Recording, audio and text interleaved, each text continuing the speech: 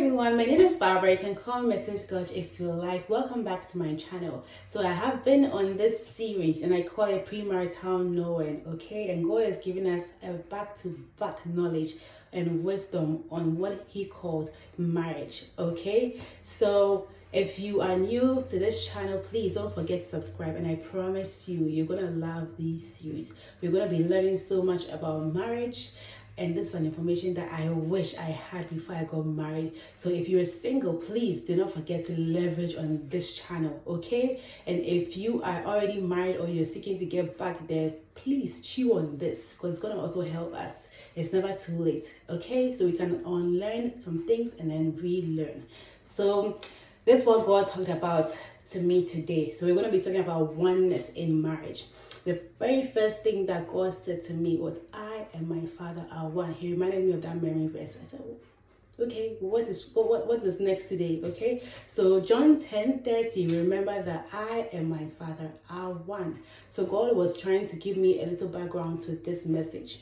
And if you should read Genesis chapter 2, I think verse 23 going or so, just read the whole of Genesis chapter 2, or you can start the book of Genesis. When God created Adam, okay, and the Bible says that he took his rib and he created, he formed Eve and all of that. When Adam saw Eve, he said to himself or to her or whoever he said it to, he said that this is the bone of my bone and flesh for my flesh. Okay, I think that was in Genesis chapter 23 or 24, one of them. So if you read downwards, it talked about where a man will leave his family and now cleave to a woman and you become one flesh. This is where we hear about oneness again. So God is trying to give us something that we have to, compare this oneness of a marriage to. The Bible says that in John 10:30, I and my Father are one. And so if you progress, he's telling us today that when we get married, we become one flesh with our spouses. What does this mean? Okay, so as usual, I do have my notes here. So we're going to start very well with what I call identification, okay? So when you get married or when you're about to get married to somebody, let's start with dating. When you're in the dating phase, okay? If you look at this man, this message is for the men, okay? So you sisters, you can listen or you can share with your men, okay? This message is for the men, so let's pay attention if you're a man. If you look at the woman that you're with, can you, like Adam, say that this is the bone of my bone and the flesh from my flesh? Can you say that, like, without having to look at the physical? Okay, if you look at Adam saw Eve and he said that, and this has nothing to do with how she looked like. It was about an identification. Okay, he could identify. It's like there was some kind of relation that was finally made known to him. It could be prophetically said by him that this is the bone of my bone, flesh my flesh. Or it could be something that he's saying that finally I have found somebody that looks like me. Because don't forget that in the beginning he was with the animals, with the waters, with the plants, and everything that was just not like him. But immediately he saw Eve, he realized that this is something that looks like me. Do you get it? So before you get married to someone, can you say that this woman is, bone of my bone, flesh of my flesh? And let's once again, why are you saying that? Ask yourself that question. Why am I saying this? So let's go back to the beginning. God is saying that Jesus Christ said, I and my Father are one. When Christ, Christ came onto earth, we don't really hear about this, I and my Father are one. If you look at, I think, let me give you the memory verse. I think John chapter 5 verse 19. I'm going to say something here. Truly, truly, I tell you, the Son can do nothing of his own accord, but only what he sees the Father doing. For whatever the Father does, the Son does. The reason why I'm giving us this memory verses is because I want us to think about something. Jesus Christ was telling us that whatever we see him do is not out of his own will. It's not out of his own, what's it called? It's not like he's driven by his own purpose. He's driven by someone else's purpose, someone's will. That is the Father. So if you have a woman and you plan on marrying her, how do you make her finally say something like what Jesus Christ said? That the thing that I'm doing is not of my own will, it's not of my own, accord, but it's out of my husband's will or accord. Because without your wife saying it, if I'm supposed to see your wife, I should be able to tell that this is also the bone of your bone, flesh of your flesh. Let's come into, our era. So when you have somebody with you, the only way you can become one, or your wife can become one with you, is first of all sharing your goal with her. Because Christ could not come down on earth without knowing what the Father wanted. The Father wanted to reconcile himself, or reconcile us with himself. Okay, so Christ had to take on that role of coming down to come and die for us, and so that reconciliation could be done. And so he came here. Everything that we saw him do on earth was as a result of what the Father wanted. And that's why he was testifying that whatever we see him do, it's not because he wants to do it. It's not what he desires to do. It's out of somebody's will, and that's the Father. So if you're able to become one with your wife, she has to know what your motive is. She has to know what you are trying to do. She has to understand you. Then she can be willing to die for you and be in that position of being a helper to you. So that at the end of the day, you can say, this is the bone of my bone, flesh of my flesh. And this statement that Jesus Christ made is not as a result of, I flow with her, or we are born on the same day, or we are both, something that's similar to you on a silver platter. That's not what I'm talking about. This is something that has to do with like a life goal. We're talking about a purpose. Okay, so for example, if you're somebody who, let's say as a young man, you wanted to build whilst you were young or single, you had that vision of owning your own house. Okay, and so you have this woman that you want to get married to. If you talk to her about your plans, how does she respond to it? So let's end over there. But let's say you guys get married. Is she able to run with that vision and push you? You should be having somebody who is sitting down and looking for land. Like the person is giving you the information. Babe, I saw this land at this place. Like, let's go and check it out. Babe, I saw this at this place. I saw this tile. I saw this design. I saw this. I know this person. The person should be driving you towards that goal. Okay, so if I should meet your wife, I should see her talking or being in that position of representing you, not like she's doing what you're doing, but she's going about your business so that you can achieve that goal. Because Jesus Christ had to be in that position of working. He was the one going around healing the people. He was doing the things that God wanted him to do, healing the people, talking about God, introducing God to people, talking about his nature, healing, whatever that God represented. Jesus Christ was in that, business. He was just doing whatever God wanted him to do. So at the end of the day, he was able to reconcile us to the Father. So at the end of the day, your wife or you, the woman, should be able to reconcile the man to that goal or to that end or to that outcome or result. That's the oneness. It doesn't mean that the person, when we talk about oneness, it doesn't mean that from the onset or when you guys are dating, that woman should be able to, grabs your goal and begins to run with it. Maybe at that point, she doesn't even know your goal. But once you get married to her, or at whatever point you introduce your goal to her, she should be able to grab that thing, make it her own, personalize it. Even though she has her own life, don't forget that women do have their own lives. But in the context of marriage, if you have a woman that you want to know if she's one with you, truly one with you, look at how she handles your goals. She runs with it. She's ahead of you, paving the way for you, ensuring that thing that my husband said that he wants to do comes to pass. So if, for example, if your husband wants to start a business, you should be ahead of him.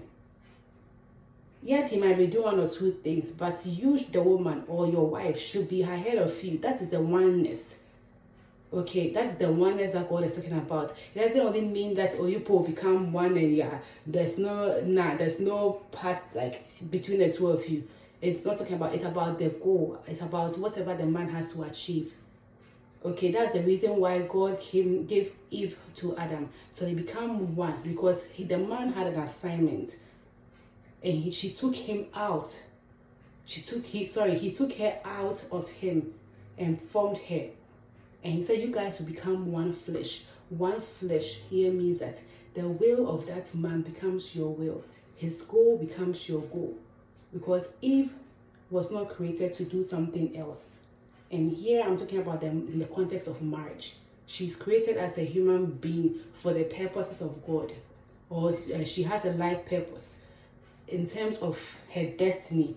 But in the context of marriage, the woman is supposed to be one with the man so that he can run with his goal. Because at the end of the day, the one who is trying to leave a legacy is the man. Okay, if the man is able to build a house, it's for the family.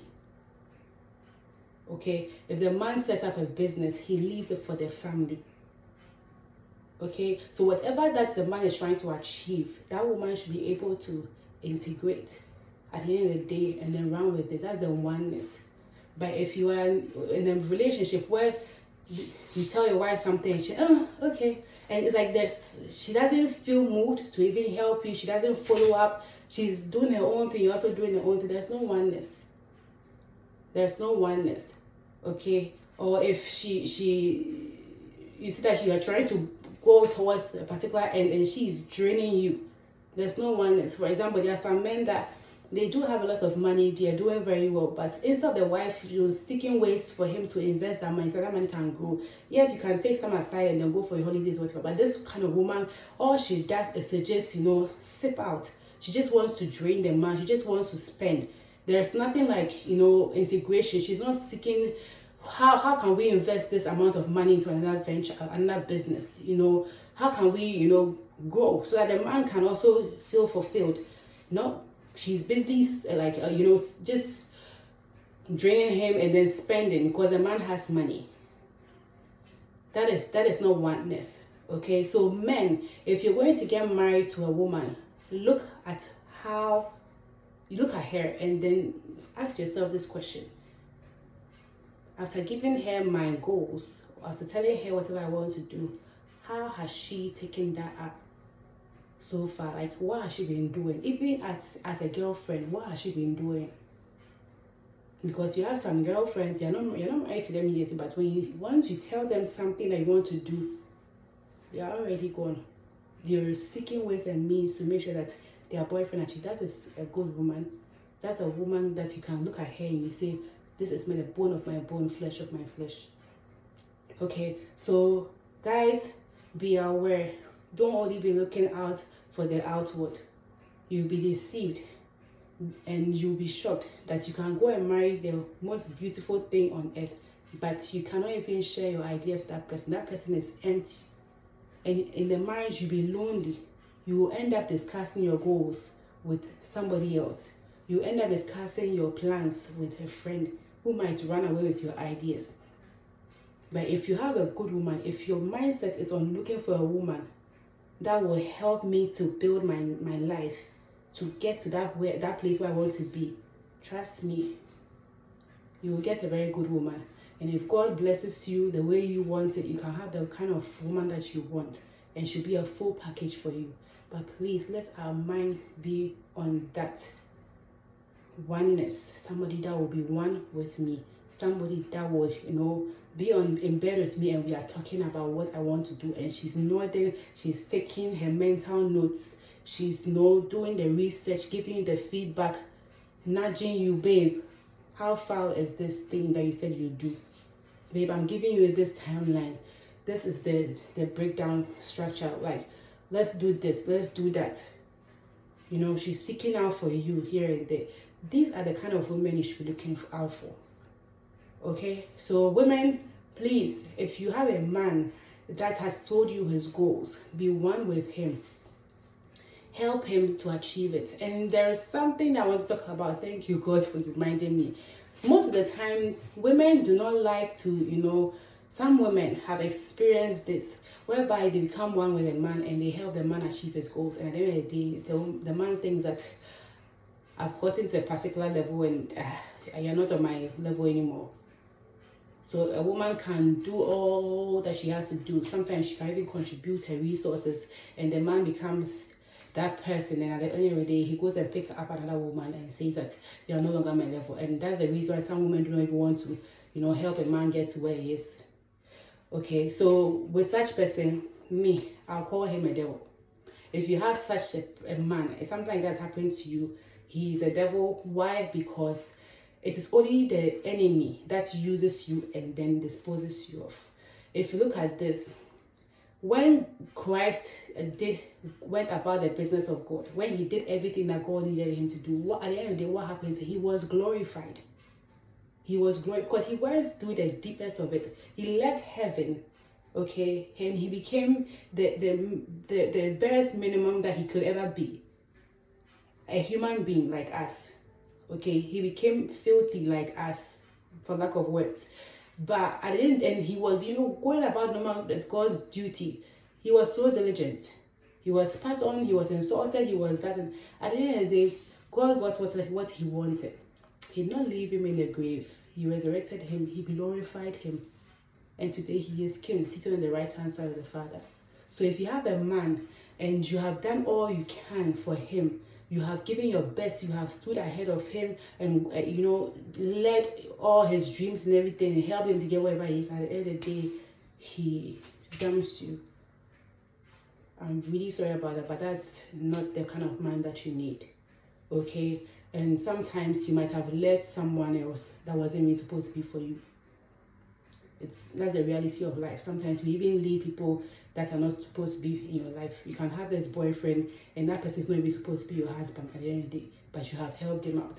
Whatever be the case, let's look out for the men that are out there who are ready to accept, you know, what we have done for them and then glorify us at the end. There are some men there, their wives have been with them and they have become whoever they're supposed to be, and they buy their wives the best cars, they build houses for them, they give them no money, whatever they have to do to just glorify their wives. And they don't joke with them because they've been there with them since, you know, the time where they start suffering and all of that. Once again, I'm not talking about somebody who has been draining you. They don't help you. The person is just there, you know, you the man, you are working hard and he or she is there enjoying the money and just spending. No, I'm not talking about that kind of woman. I'm talking about a woman that has really helped you, you know, invest, reinvest. It's always giving you ideas. It's not taking advantage of your wealth. It's not taking advantage of you. You get it? But the woman, at the end of the day, you're also, you know, helping her out. You're also making her enjoy once in a while. I'm talking about that kind of life. So if you are with somebody as a man, please ask yourself that question and then make sure that you have chosen the right person. Okay? So God bless you guys. Please do not forget to subscribe. Remember that God loves you, and do not forget to reconnect to your divine creator. Love you guys.